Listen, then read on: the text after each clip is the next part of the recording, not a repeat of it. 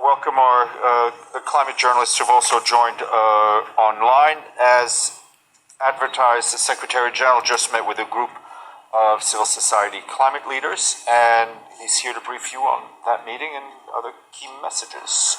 Sir. Once again, good afternoon, everybody. And as Stefan has just said, I met with a group of civil society climate leaders from around the world. We are months away from the SDG, the Climate Ambition Summits, with COP28 following soon after. And I am very worried where the world stands on climate. Countries are far off track in meeting climate promises and commitments. I see a lack of ambition, a lack of trust, a lack of support, a lack of cooperation, and an abundance of problems around clarity and credibility. The climate agenda is being undermined. At a time when we should be accelerating action, there is backtracking. At a time when we should be filling gaps, these gaps are growing. And meanwhile, the human rights of climate activists are being trampled. The most vulnerable are suffering the most. Current policies are taking the world to a 2.8-degree temperature rise by the end of the century. That spells catastrophe, yet the collective response remains pitiful. We are hurtling towards disaster, eyes wide open, with far too many willing it all on wishful thinking, unproven technologies, and silver bullet solutions. It's time to wake up and step up. It's time to rebuild trust based on climate justice. It's time to accelerate the just transition to a green economy. Limiting the rise in global temperature to 1.5 degrees Celsius is still possible. We must consider this as a moment of hope. But it will require carbon emissions to be cut by 45% by 2030. To help get us there, I have proposed the Climate Solidarity Pact, in which all big emitters would make extra efforts to cut emissions, and wealthier countries supporting emerging economies to do so. And I have put forward an acceleration agenda to supercharge these efforts. I urge governments to make it happen by eating fast forward on their net zero deadlines, so that developed countries commit to reach net zero as close as possible to 2040, and emerging economies as close as possible to 2050. And developed countries must abide by their commitments on finance, adaptation, and loss and damage. And they must also push multilateral development banks to adapt their business models, skill sets, and approaches to risk in order to leverage far more private finance at reasonable cost to developing countries to allow for a massive increase in investment in renewables.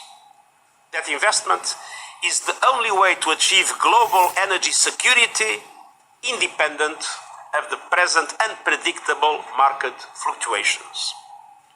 And in every country, without exception, civil society voices must be heard. They must be at the table helping to shape policy and on the ground helping to deliver change. All of this action must be global, it must be immediate, and it must start with the polluted heart of the climate crisis, the fossil fuel industry. Let's face facts. The problem is not simply fossil fuel emissions.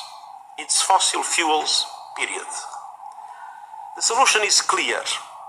The world must phase out fossil fuels in a just and equitable way, moving to leave oil, coal and gas in the ground where they belong, and massively boosting renewable investment in a just transition. Fossil fuel industry transition plans must be transformation plans that chart a company's move to clean energy and away from a product incompatible with human survival. Otherwise, they are just proposals to become more efficient planet wreckers. Of course, we must recognize that transformations don't happen overnight. Transition plans are a precisely to provide a roadmap for a managed, orderly process that guarantees affordability, access, and energy security. How do we get there? Our acceleration agenda calls on governments to commit to no new coal, complete phasing out coal by 2030 in OECD countries and 2040 elsewhere, and all international coal funding, both public and private, and end licensing or funding of new oil and gas, stopping the expansion of existing oil and gas reserves, and supporting the just transition of the impacted developing countries. Ensure net zero electricity generation by 2035 in developed countries and 2040 everywhere else. And shift subsidies from fossil fuels to renewables and to a just energy transition. Put a price on carbon and establish a progressive global phase-out of existing oil and gas production compatible with global net zero emissions by 2050. But the fossil fuel industry and its enablers have a special responsibility. Last year, the oil and gas industry reaped a record $4 trillion windfall in net income. Yet for every dollar it spends on oil and gas drilling and exploration, only 4 cents went to clean energy and carbon capture combined. Trading the future for 30 pieces of silver is immoral. The world needs the industry to apply its massive resources to drive, not obstruct, the global move from fossil fuels to renewables and reap the benefits if they themselves lead the transition. Yet, right now, the industry is not even reaching the very low operational emissions reductions targets it has set for itself. Many are running late, and most rely on dubious offsets. I call on all fossil fuel companies to present credible, comprehensive, and detailed new transition plans, fully in line with all the recommendations of my high-level expert group on net zero pledges. These plans must cover all activities up and down the value chain. That must include reducing emissions from production, processing, transmission, refining, distribution, and use. And they must establish clear near-term targets that chart the business transition to clean energy. Fossil fuel companies must also cease and desist influence peddling and legal threats designed to kneecap progress. I'm thinking particularly of recent attempts to subvert net zero alliances invoking antitrust legislations. Governments are pivotal in setting the record straight. They must help by providing clear reassurance. Collective climate action does not violate antitrust, it upholds the public trust. At the same time, financial institutions must encourage this transformation of the fossil fuel industry.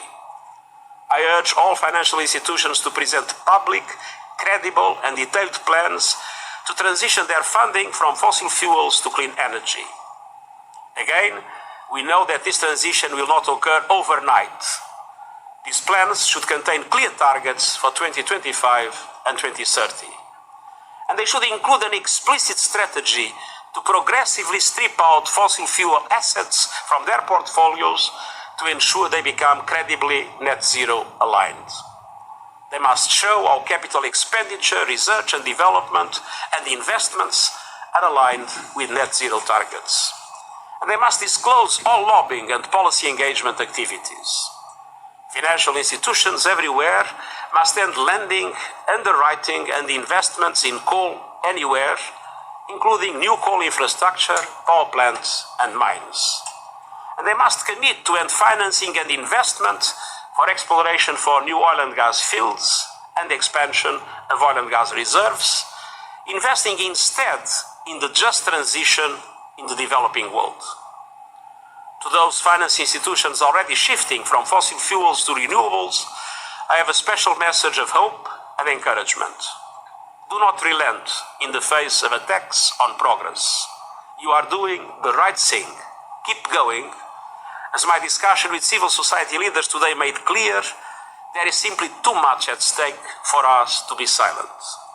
there is too much at risk for us to sit on the sidelines. Now must be the time for ambition and action, and I look forward to welcoming first movers and doers at my Climate Ambition Summit in September. The world is watching, and the planet can't wait. Thank you. Valeria? Artificial intelligence is making headlines on a daily basis, and those headlines are not always positive. Even tech leaders and experts are warning of the potential dangers of AI, from the development and use of autonomous lethal weapons to turbocharging mis and disinformation that undermine democracy. But AI also has the potential for enormous good. Its powerful tools could drive forward the 2030 Agenda and the Sustainable Development Goals by making a massive leap in healthcare and eradicating diseases that affect millions, by transforming education and empowering people everywhere to build a better future. The AI for Good Global Summit, convened by ITU, recognizes the joint responsibility of governments, the private sector, United Nations agencies, academia and others to ensure AI reaches its full potential while preventing and mitigating harms. AI must benefit everyone, including the 1/3 of humanity who are still offline. Human rights, transparency and accountability must light the way. We must urgently find consensus around the essential guardrails to govern the development and deployment of AI for the good of all. I look to the AI for Good Summit to continue to explore practical applications of AI that can advance the Sustainable Development Goals. These applications will complement the work of the high-level advisory body on AI that I am planning to establish, as well as the Global Digital Compact and preparations for the Summit of the Future next year. Together, let's spare no effort to harness the power of AI for good. Thank you. Yes, Secretary General Di Antonio, I'm very, very glad to welcome you here and your team for the second time. Last year, when we had the first edition, we were at the beautiful Green Tree Estate in Long Island. It was wonderful, it was insightful, it was useful. So it's a pleasure now to consolidate our joint meetings, and I hope it's going to become a tradition. Our institutions, the United Nations and the European Union, both transcend national borders and national interests. We believe in the need for international consensus and action. We believe in this need mainly also because it is so necessary to address the major global challenges of our time. And indeed, the world faces unprecedented challenges. We have not even healed from the effects of the pandemic when we were hit by the devastating consequences of Russia's aggression against Ukraine. There is, of course, the existential threat posed by climate change, but we also see the economic and social upheaval of the digital revolution, just to name some of the main issues. We know both that we can only tackle these through international cooperation now more than ever. And in other words, this means that the world needs the United Nations now more than ever. I want to emphasize the European Union's steadfast commitment to our strong partnership. We have today and tomorrow a packed agenda. I want to speak about 4 topics that are standing out. The first one is, of course, Ukraine. We will discuss our cooperation in support of Ukraine, but also in support of those who are indirectly affected by Russia's invasion. And here the big topic is, of course, the grain export from Ukraine to the world. We have in place our solidarity lanes, and they are complemented by your Black Sea Grain Initiative. The solidarity lanes have made it possible for 45 tons of grain and agri-food to be brought from Ukraine via the European Union to the rest of the world. Now we work very closely, hand in hand, to bring grain and other foodstuff to those who need it badly. And Secretary General, I want to thank you for your tireless efforts to prolong the Black Sea Grain Initiative. The world needs it. Russia has a responsibility to prolong it. Otherwise, global food insecurity will be the consequence. So now the ball is in President Putin's court, and the world is watching. Beyond the Black Sea Grain Initiative, however, there is, in the context of Russia's war, one important topic, and that is the whole discussion about and around upholding the UN Charter and the respect for the international law. And this goes to the core of who we are and where our institutions are built on. We do support President Zelensky's peace formula because it is based precisely on the principles of the UN Charter, and every single word is deducted from UN resolutions.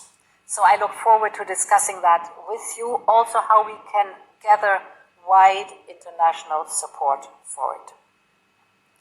The second big topic that we will be discussing is climate change and our preparations for COP28. The European Union is at the forefront of the clean energy transition and energy savings. We want to maintain our push for climate ambition, and we want to encourage the world to follow suit. And this is why we propose to define global targets on renewables and energy efficiency. We will discuss that tomorrow. This is in preparation of COP28. Of course, climate finance is crucial for developing economies and emerging markets. The massive gap that we see still in climate financing cannot be filled only by public finances. We need the private sector. Carbon pricing could also play an important role. So these are all topics that we are going to discuss tomorrow in depth. And the third topic is the global digital transition, the increasing power of artificial intelligence. Artificial intelligence is a revolution, and this revolution comes with enormous economic and social impact on our societies around the globe. On one hand, we need to harness the potential without any question, because it can increase prosperity and well-being. On the other hand, we also need to stay very vigilant regarding the effects of AI, the downside, if you look at information manipulation, at foreign interferences, for example, or the effect artificial intelligence can have on our society and the social cohesions. Last but certainly not least, we will look at how we can re-energize global efforts to meet the Sustainable Development Goals by 2030, a big topic. The European Union is acting very concretely on this already, in particular with our investment program, Global Gateway. Here, our hallmark is that our investment comes with high standards of openness and good governance. And we think these are crucial conditions for progress to benefit the population at large and to be sustainable over time. Here too, we share the understanding that public sector financing needs to be complemented by private sector financing. So here also we need to develop innovative instruments, tools to promote this. And we need to continue addressing the increasing debt vulnerabilities of developing countries. This was just a brief look at the big topics that we are discussing, a packed agenda. Once again, many thanks for coming here. I'm very much looking forward to our retreat. Dear Ursula, thank you so very much for your warm welcome. And I'm indeed very happy to be back in Brussels. And I thank President Ursula von der Leyen and the European Commission for hosting this second UN-EU high-level dialogue. And this is the second, but it will be one of many that will happen every single year. We are meeting at a time when international cooperation is challenged at its core. The Russian invasion of Ukraine has shaken the region and the world. Climate change is crippling countries that contributed least to causing it. And countless people escaping conflict, persecution and poverty are left to die. And an uneven economic recovery from COVID-19 is exacerbating inequalities and feeding mistrust between the global West and the global South, which finds itself blocked from access to crucial development finance.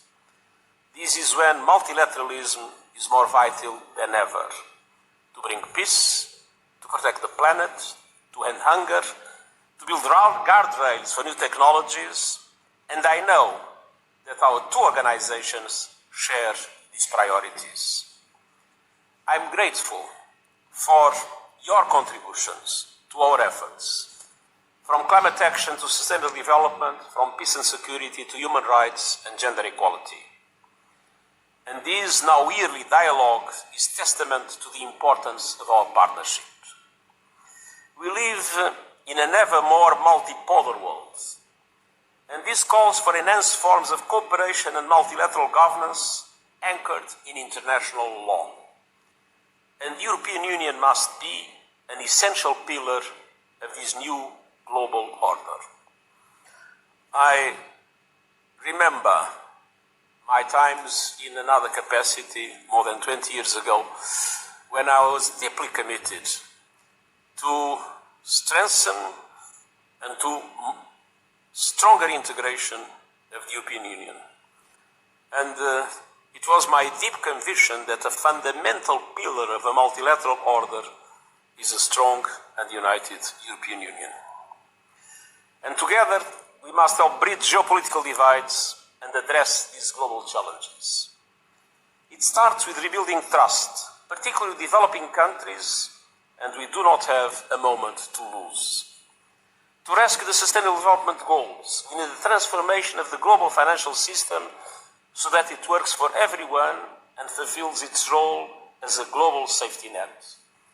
And I see the European Union as a potential engine for that transformation based on equity and solidarity. On climate, we need international cooperation for increased ambition on both mitigation and climate justice. I've appealed for a climate solidarity pact in which all big emitters make extra efforts to cut emissions and wealthier countries mobilize financial and technical resources to support emerging economies in a common effort to keep the goal of 1.5 degrees alive. And once again, I welcome what has been the EU's ongoing commitment in this regard. And finally, we desperately need international action on new technologies, including artificial intelligence. Governments, regional organizations, the private sector and civil society must come together to build common monitoring and governance tools so that technology serves human rights and the common good. On all these matters, the world looks at the European Union that has always been a pioneer in promoting a digital world for good. And I know, dear Ursula, that I can count on your full support. I look forward to our discussions, and I thank you again for your warm welcome. And as you can witness after these two interventions, we, I believe, were close to Dupont and Dupont. I love it. Thank you very much. Everybody, please give a very, very warm welcome to introduce the Secretary General of the International Telecommunications Union, the ITU, Doreen Bogdan-Martin.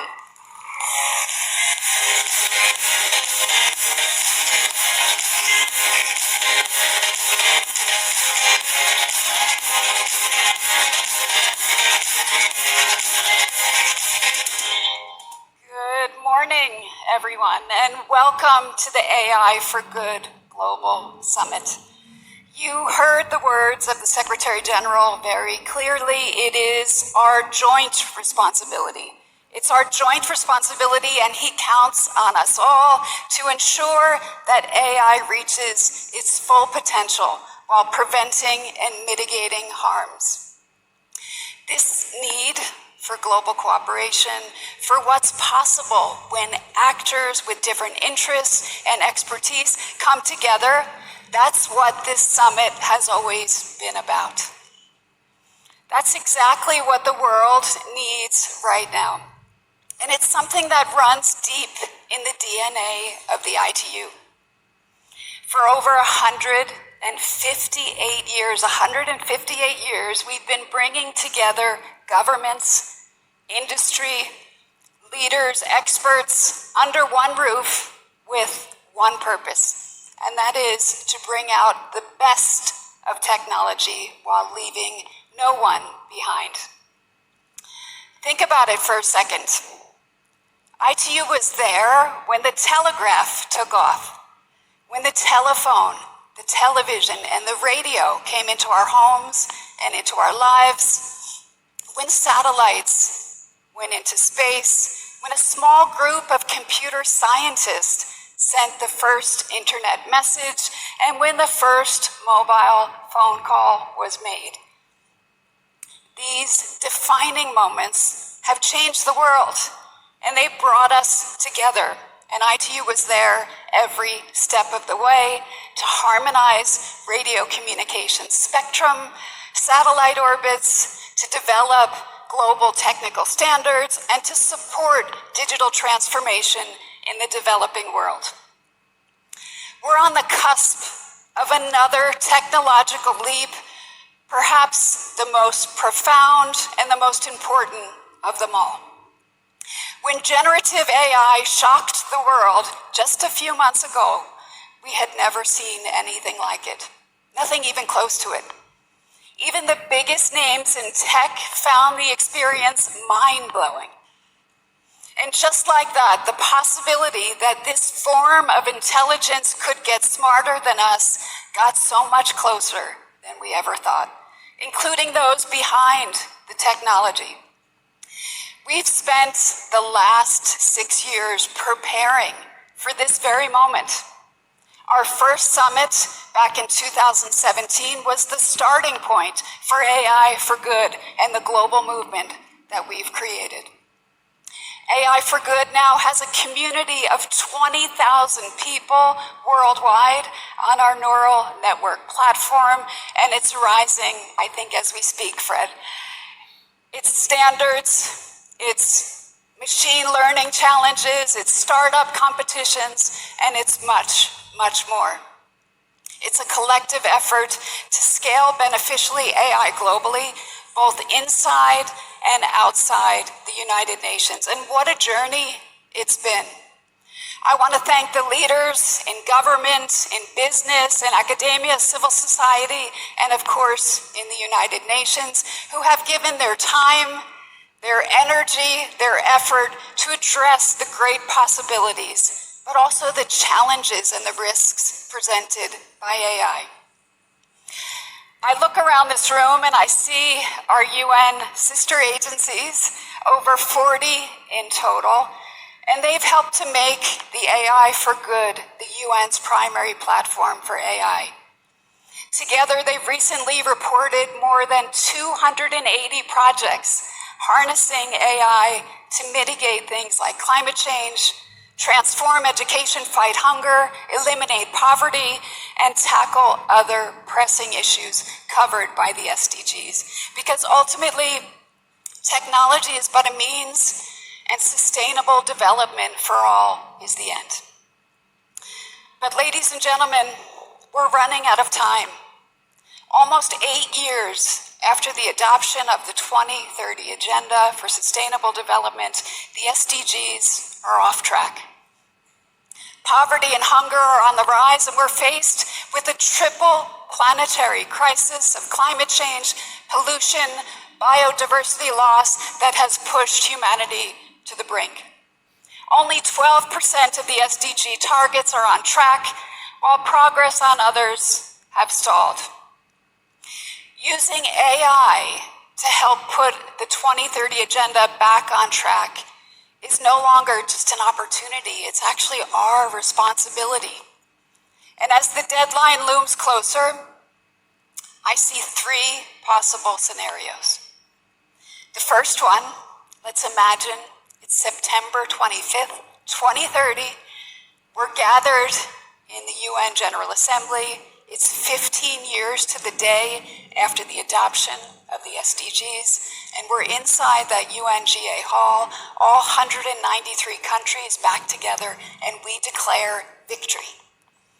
Because AI lived up to its promise. Medical research harnesses AI to find cures for diseases like cancer, like Alzheimer's. Precision agriculture increases crop yield and reduces food waste. AI helps provide clean energy, mitigate climate change, and reduce reliance on fossil fuels.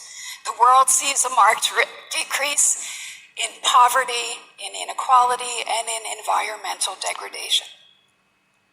In the second scenario, the global community falls short of harnessing AI's potential for sustainable development. AI puts the jobs of millions at risk. Disinformation spreads widely online, undermining trust and cooperation. AI-driven industries take a toll on the environment and on our planet's resources. Unchecked AI advancements lead to social unrest, geopolitical instability, and economic disparity on a scale we have never seen before.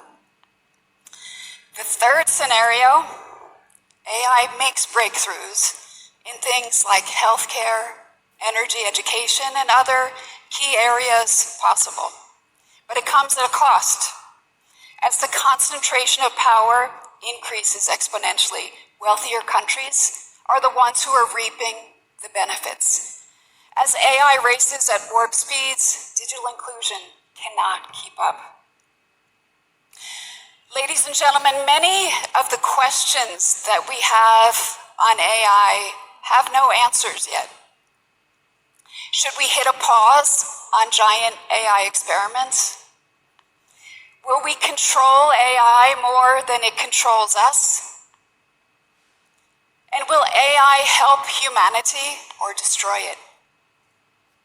Here's what we know for sure. AI development will not wait. The Sustainable Development Goals will not wait. And failure is not an option. That's the moment we're in.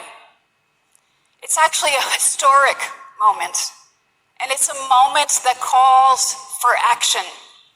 And today I'm calling on each of you to use this summit to help the world to better understand what kinds of regulations, what kinds of guardrails we need to put in place right now for the development and the deployment of AI that is inclusive, that is safe, and that is responsible. We have in this room, we have also online, some of the leading experts behind the growing calls for AI governance and regulation that are here with us over the next 2 days. This is the time, and this is the place to make concrete proposals to find a way forward. It's time to put human values first, and I'm calling for an AI that benefits everyone, including the 2.7 billion people worldwide that remain offline. Those who are left behind are at the very heart of the Sustainable Development Goals, and they need to be at the heart of how we design AI. Let's make sure that the countries with low technological capabilities receive the support that they need. I'm calling for an AI that is non-discriminatory. It's essential that we address all the forms of bias and we develop ethical and rights-based systems that ensure transparency and accountability. I'm calling for an AI that uses data that works for people, not against them. These are not just core UN values, they're universal and human values. So, going back to the 3 scenarios I described before, what's the deciding factor?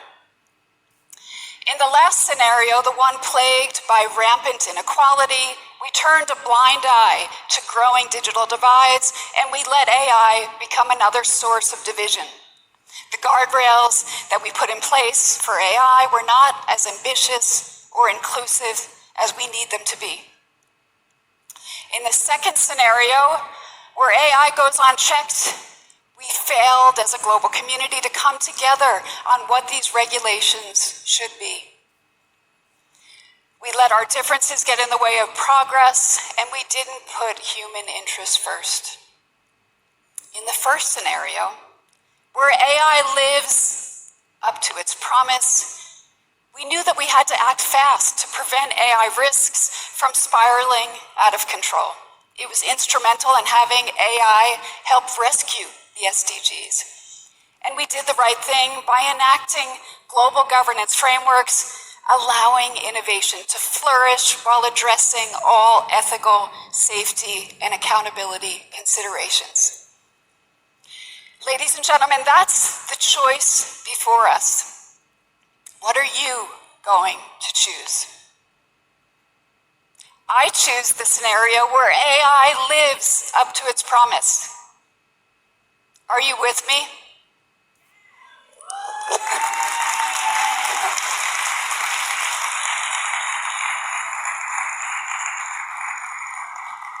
Will you stand for digital equality?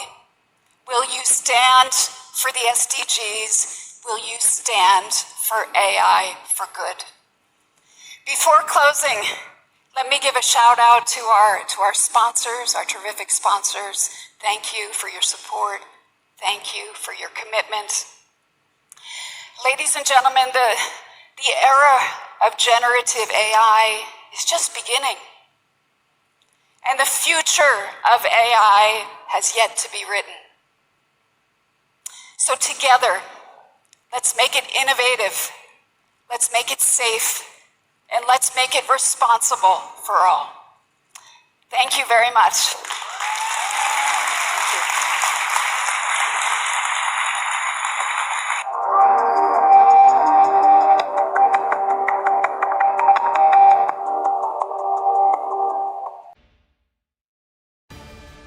Comisia Europeană a anunțat luni adoptarea unui nou cadru legal pentru a permite transferul datelor personale dintre Uniunea Europeană către Statele Unite ale Americii, element considerat de o importanță crucială pentru economia digitală. Până acum, Curtea de Justiție a Uniunii Europene a anulat măsuri similare pentru că nu se garanta protecția datelor cu caracter personal.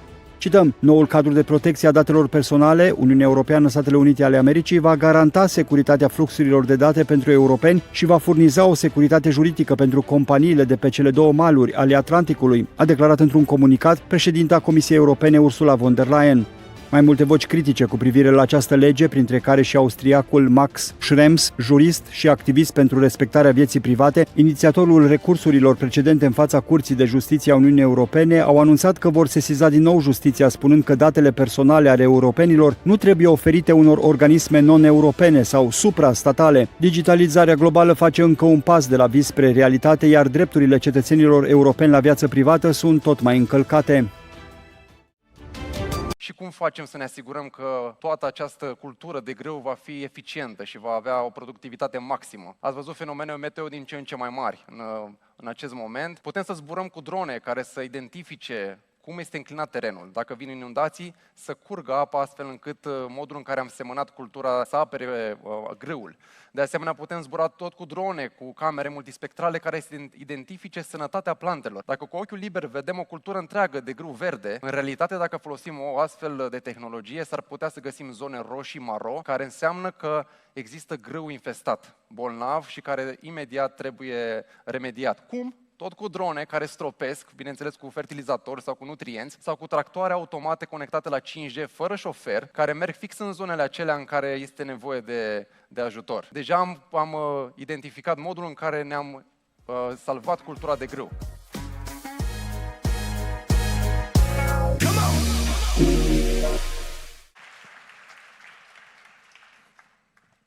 Am vorbit împreună despre tehnologii care stau la baza digitalizării și care ne ajută pe noi să ne facem o viață mai bună și eu am curajul să spun chiar mai fericită.